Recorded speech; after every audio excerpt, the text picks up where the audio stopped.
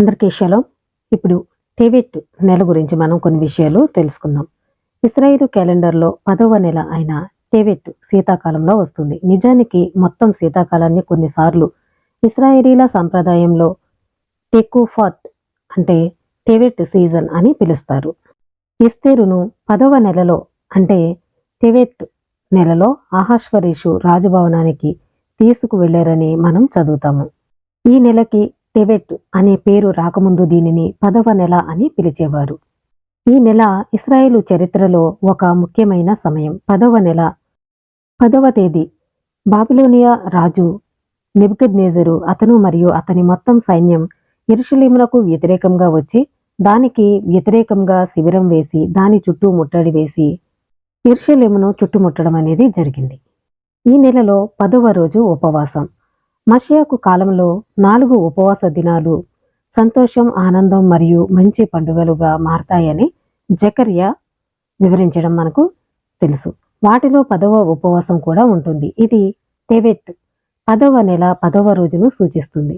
ఈ రోజున ఇశ్రాయేలు ప్రజలు యెరూషలేం నాశనానికి గుర్తుగా దుఃఖిస్తారు. ఆ రోజు ప్రారంభమైన ముట్టడి ఫలితంగా తెల్లవారుజాము నుండి రాత్రి వరకు ఆహారం లేదా పానీయం తీసుకోరు. ఉపవాస ప్రార్థనలు చేయడం అనేది జరుగుతుంది. మరో 2 విషాద సంఘటనలు కూడా జరిగాయి. టెబెట్ 10 ఉపవాసం మరో 2 విషాద సంఘటనలను గుర్తు చేస్తుంది. టెబెట్ 8న ఈజిప్టుకు చెందిన టోలెమీ ఆదేశం మేరకు తోరాను గ్రీకులోకి అనువదించారు. ఇది ఇశ్రాయేలీల ఆధ్యాత్మిక క్షీణతను సూచిస్తుంది. తోరా ఇప్పుడు టోలెమీ గొప్ప గ్రంథాలయంలో మరొక జ్ఞాన పుస్తకంగా భావింపబడుతుంది.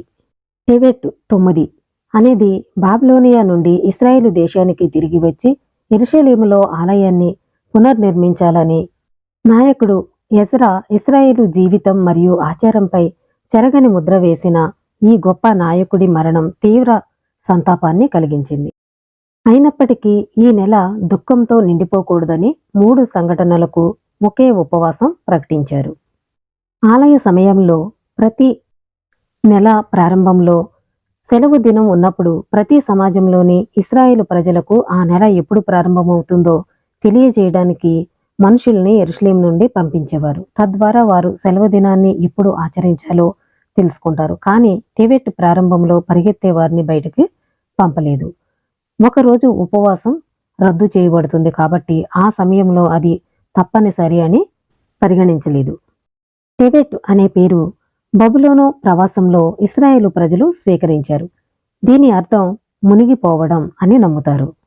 ఈ సమయంలో శీతాకాలపు భారీ వర్షపాతం బురదగా మారుస్తుందనేది వాస్తవం. దీనికి సంబంధించి ఈ పేరు పెట్టడం అనేది జరిగింది. ప్రతి నెల సమయంలో ఆధిపత్యం వహించే చిహ్నంతో ముడిపడి ఉంటుంది. టెబెట్ యొక్క చిహ్నం గేడి అంటే మేక, మకరం. ఈ సంఘటనలు అన్నీ కూడా ఈ యొక్క టెబెట్ నెలలో జరిగినటువంటి విషయాలు. తర్వాత వీడియోలో మరిన్ని విషయాలు మనం తెలుసుకుందాం. అందరికీ షలోం.